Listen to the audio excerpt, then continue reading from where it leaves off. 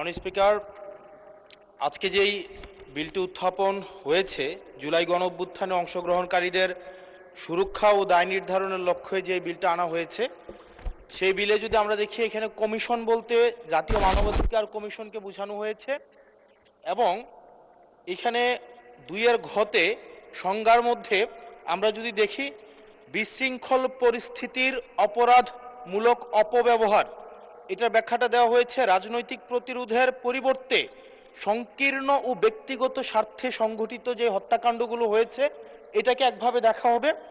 আর আরেকটা হচ্ছে গণতান্ত্রিক ব্যবস্থা পুনরুদ্ধারের উদ্দেশ্য যেই কার্যাবলীগুলো সংগঠিত হয়েছে সেটাকে একভাবে দেখা হবে। মাননীয় স্পিকার, প্রবলেমের জায়গাটা যেটা সেটা হচ্ছে সংকীর্ণ ও ব্যক্তিগত স্বার্থে যে ধরনের সংগঠিত হত্যাকাণ্ড হয়েছে সেটাকে কে ডিফাইন করবে, সেটাকে কিন্তু ডিফাইন করবে এই আইন অনুযায়ী জাতীয় মানবাধিকার কমিশন। অর্থাৎ এই ইনডেমনিটিটা জাতীয় মানবাধিকার কমিশনের উপরে নির্ভর করবে। এবার এই জাতীয় মানবাধিকার কমিশনের যে অধ্যাদেশ সেটা কিন্তু ইতিমধ্যে ল্যাপস করে দেওয়ার প্রস্তাব দেওয়া হয়েছে।